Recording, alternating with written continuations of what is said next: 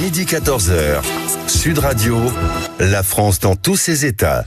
Comment éviter l'obésité chez notre jeunesse ? Il y a cette idée de Yannick Neuder, l'ancien ministre, d'instaurer un dépistage obligatoire du cholestérol à l'âge de 6 ans. Alors, est-ce que c'est la bonne solution ? On en parle avec Dr Guillaume Pourchet, médecin chirurgien viscéral et de l'obésité, auteur de l'obésité, maladie du siècle, ni une faute, ni une fatalité. Bonjour docteur. Bonjour. Bonjour docteur, merci d'être à l'antenne en direct sur Sud Radio sur ce sujet crucial pour notre société. On débat de bien des choses dans l'actualité aujourd'hui qui nous inquiètent et pourtant l'obésité est un véritable fléau aux conséquences non seulement sanitaires, sociales, économiques, voilà, à tous les points de vue, et c'est l'avenir du pays qui est en cause. Votre ouvrage que j'ai lu, que je peux dire que j'ai savouré, si vous me permettez l'expression, l'obésité, maladie du siècle, ni une faute, ni une fatalité, et vous dites bien, et ça va être le sujet de notre échange aujourd'hui, dépister, déculpabiliser, soigner. Vous n'avez que des solutions à nous apporter. Pour autant, il faut faire de la préventive. Est-ce que vous pensez que ce genre de mesures un peu maximalistes, voilà, allez, on fait un dépistage systématique du cholestérol à l'âge de 6 ans, ça peut être un des éléments qui permettent de prévenir la maladie au lieu de devoir la guérir quand il est trop tard? Alors moi je soutiens totalement ce genre de démarche, même si ça paraît un petit peu coercitif, mais l'enjeu aujourd'hui de l'obésité, c'est de la reconnaître comme une maladie. C'est-à-dire que malheureusement, on en parle comme tel, mais ce n'est pas le cas. Il n'y a pas d'affection longue durée, les médicaments sont pas remboursés. Enfin, ce n'est pas encore objectivement le cas. Et l'enjeu, il est que on ne soigne cette maladie pour les patients qui ont des formes graves seulement que dans moins de 4%.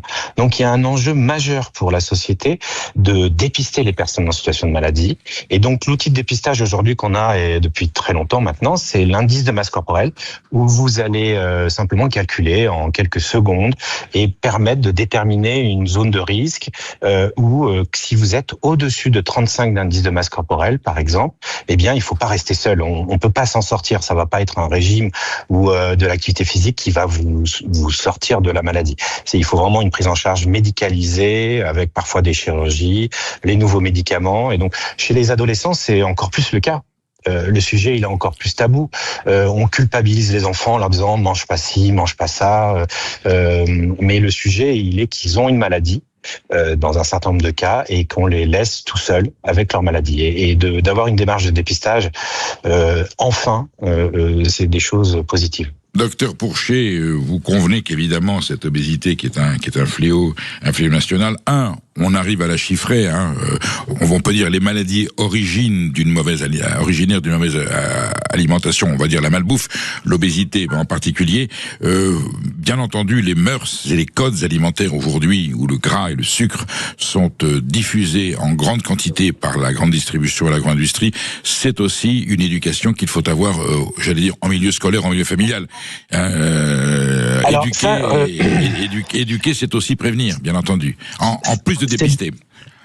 C'est bien que, alors, dépister, c'est prévenir. C'est de la prévention secondaire. Voilà. C'est-à-dire qu'on va dépister une personne en situation de maladie pour le soigner. Ça, il faut le faire. Dans l'obésité, ça, il faut absolument le faire.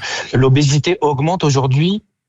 Pas tellement parce qu'on mange mal, parce que c'est plutôt l'évolution dans les pays comme la France, elle est plutôt mieux. On mange on mange moins mal, plutôt moins mal qu'il y a 20 ans. Si d'accord, vous voulez dire qu'il y a eu un effort là-dessus. D'accord, je comprends. Il y a eu des efforts, mais ça marche pas. Ça marche pas. Pourquoi ? Parce qu'en fait, quand on parle de maladie obésité, c'est des situations sévères, graves. C'est pas juste du surpoids. Et dans ces situations-là, c'est pas juste l'alimentation, ou c'est pas juste le comportement ou l'éducation. Toutes ces visions de la maladie, elles sont à mon sens dangereuses parce que fausses et stigmatisantes. C'est-à-dire qu'on va culpabiliser la personne qui est en situation d'obésité, alors que le problème, il n'est pas tellement là. Le problème, il est de le soigner. Et puis aussi, quand quelqu'un a de l'obésité, une maman ou un papa a de l'obésité, maladie, eh bien, il va transmettre cette tendance via des mécanismes génétiques. Et le fait de le laisser obèse augmente le taux de transmission.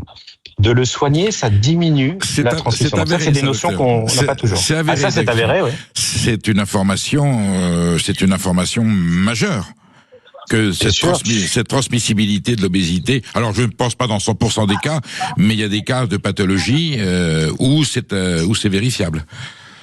Tout à fait. Et là, c'est vérifié. Il y a des études scientifiques avec. Alors, c'est pas un gène comme la mucoviscidose, mais c'est des expressions de gènes normaux qui sont ciblées et qui permettent une transmission intergénérationnelle de la pathologie. Donc, en fait, quand on parle de dépistage, c'est aussi pour pouvoir traiter et diminuer l'augmentation de la pathologie et la transmission. La sédentarité fait aussi partie. Oui. Voilà. Oui. Ce qu'il faut dire, c'est que vous avez raison. Tout ce qui est du comportement, donc sédentarité, alimentation, sommeil et gestion des émotions, c'est les 3 grands axes personnels. C'est plutôt des facteurs aggravants de la maladie, plutôt que des facteurs étiologiques, comme on dit en médecine, plutôt que des causes. Donc ça, c'est un changement de paradigme que nous devons avoir, puisque tout le monde croit qu'on est obèse parce que on le veut bien et alors que c'est faux. C'est faux, c'est une vraie maladie. C'est pas de la faute des personnes en situation. C'est vrai que si on mange mal, eux, ils vont grossir très vite, alors que quelqu'un qui a pas la maladie, il va pas trop grossir. Mais voilà, donc de travailler sur les facteurs aggravants, c'est essentiel et c'est le but de toute politique de santé publique. Il y a de plans de santé nutrition en France qui est très avancé, mais c'est pas ça qui va éviter d'être malade.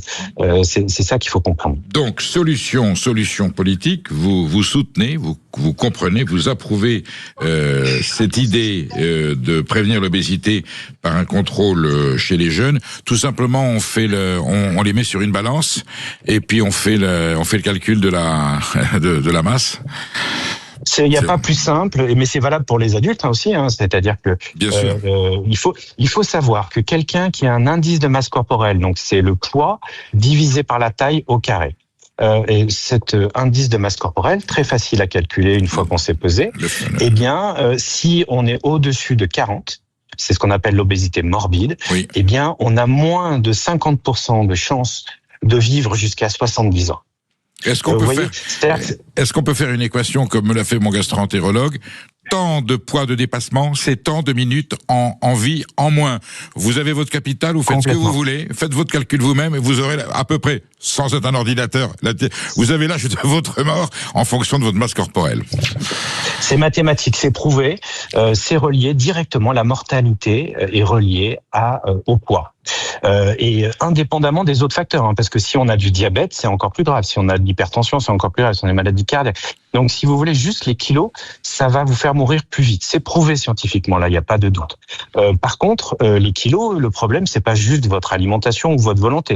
Les kilos, quand on est dans des stades sévères, eh bien, c'est un dérèglement plus compliqué du métabolisme, de plein de choses et qui correspond à une vraie maladie.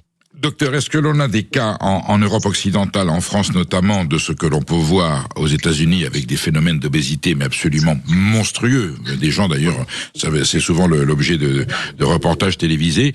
Moi, je croise de plus en plus souvent dans la rue des formes d'obésité qui sont massives, qui sont majeures. Des gros, il y en a toujours eu, mais là, cette obésité-là, on la sent, et souvent dans des milieux sociaux plutôt défavorisés. C'est vrai que ça touche au niveau statistique, mais c'est plutôt, à mon sens, une sorte de biais statistique. C'est-à-dire que c'est pas les pauvres qui sont plus bêtes, heureusement, mon Dieu. Non, mais peut-être soumis à une alimentation moins soignée. C'est bien. Alors malheureusement, c'est même pas aussi simple que ça. C'est probablement plus relié à une tendance qu'on appelle épigénétique, qui est beaucoup plus présente dans des populations qui ont une ancestralité de pauvreté, de famine, de difficultés sociales. Et ça, c'est tout à fait passionnant. C'est-à-dire que, par exemple, au Mexique, des pays qui sont excessivement touchés par les grandes obésités, plus de 68% de la population est en obésité là-bas, eh bien, c'est relié au fait qu'ils ont vécu des périodes de famine sur plusieurs générations, avec près de 95% des populations qui étaient en situation de famine et qui sont rentrés il y a 80 ans dans le système américain, donc hyper favorisant de la maladie. Autrefois, la maigreur était le symbole de la pauvreté. Quand on voit les peintures, les clichés, les photos, on voyait des gens décharnés parce qu'ils ne mangeaient pas à leur faim et le phénomène de la famine.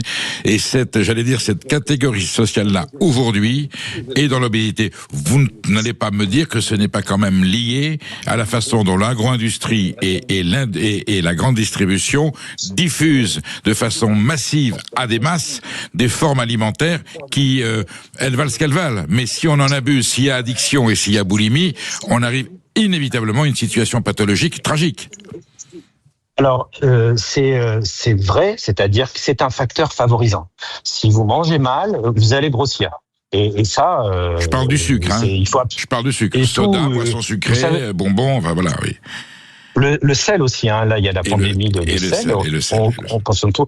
Et puis, les produits transformés, les édulcorants. On a énormément de facteurs toxiques et aggravants de ces pathologies-là. Et il faut lutter. Donc, moi, je suis complètement d'accord avec vous. Il faut surtout pas laisser évoluer ce genre de pratique. Mais par contre, c'est pas une cause en tant que telle. C'est-à-dire qu'il y a une prédisposition ou pas, il y a des dérèglements qui se mettent en place et qui font que c'est pas égal et c'est pas juste. Des gens grossissent, d'autres ne grossissent pas avec des alimentations semblables. Donc, vous voyez, la preuve, elle est là aussi. Est-ce que vous pensez qu'il va être envisageable que le gouvernement prenne une disposition en fonction de cette proposition, mesures de santé publique, mesures de salubrité publique, au-delà du combat contre la malbouffe, qui est un combat culturel, qui est un combat d'information, qui est un combat d'éducation, est-ce que un gouvernement pourrait prendre aujourd'hui la norme? Eh bien, nous allons faire l'IMC, l'indice de masse corporelle des enfants en un premier temps et ensuite des adultes, de ceux qui voudront. Et de même qu'on dépiste le cancer colorectal avec un protocole, est-ce qu'on peut mettre en place un protocole public qui soit viable? Est-ce que vous y croyez? Moi, j'appelle de tous mes vœux. Bien sûr. Je le souhaite totalement. Et alors, bien sûr, il faut pas rentrer dans une stigmatisation inverse. Certes, mais le fait d'alerter une personne qui est en danger de mort, pour moi, c'est la base du soin et de la médecine. Et j'appelle depuis des années à ce genre de campagne de dépistage. Comme on dépiste le cancer, on dépiste aussi le diabète et d'autres pathologies. Bien, il n'y a rien de choquant de dépister une pathologie qui est très sévère, qui est dure à assumer parce qu'elle est stigmatisante d'un point de vue sociétal, culpabilisante.